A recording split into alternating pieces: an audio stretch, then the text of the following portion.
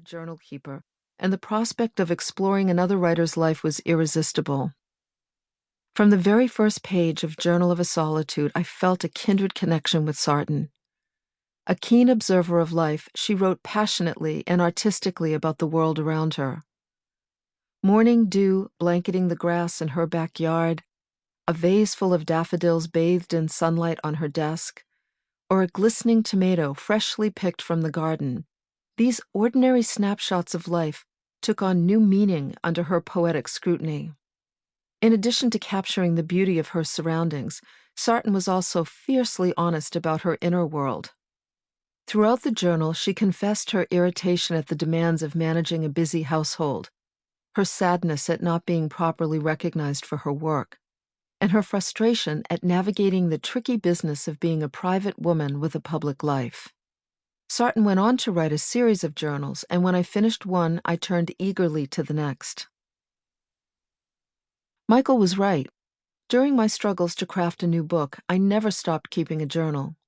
Since childhood, I've been hungry to understand myself and the world around me, and writing has been my vehicle for that exploration. Writing comforts me.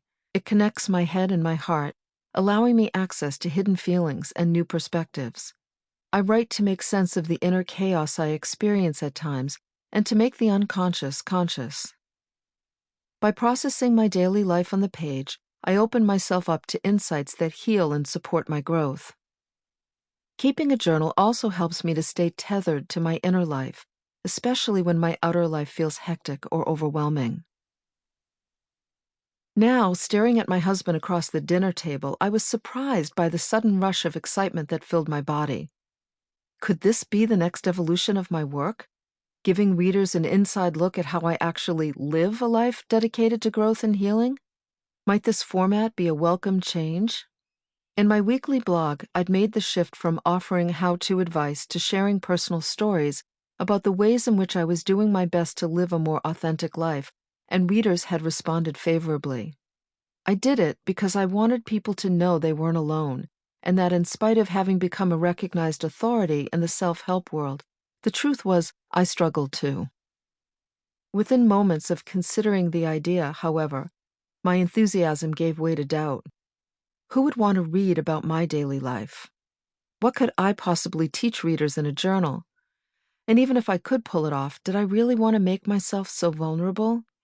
What if my most intimate thoughts were met by criticism or ridicule? Or, nearly as bad, what if the book was ignored? I spent a few days mulling over the idea, and, as I did, my doubts gradually receded. Publishing a journal would give me a chance to teach by example. It would allow me to show readers how to learn from life, how to use day-to-day experiences as a catalyst for growth and empowerment. And it would also give me a chance to share the tools, support, and resources I use myself. So it was that I decided to follow May Sarton's lead. Inspired in a way I hadn't been in a long time, I went to work, and my renewed appetite for writing told me I was on the right track. That's how this book was born. One of the great advantages of keeping a journal is that it provides a way to reflect on our lives. After doing this for more than 40 years, I'm still surprised by how a messy, non-linear process can provide such clarity and perspective. While at the time I had no idea where this particular journal would lead, it's clear to me now that these pages tell the story of what happened when I made the decision to move on from writing self-help, and in doing so, discovered that there was something much bigger going on. A new awareness of my mortality had set in, and it caused me to begin reevaluating everything: my work, my marriage, my friendships, and my priorities in that light.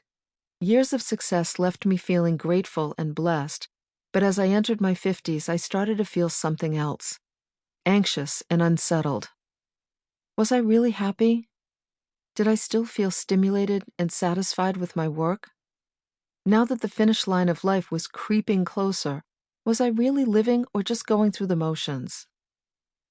This is the existential world I entered as I began this journal in the middle of a busy speaking schedule.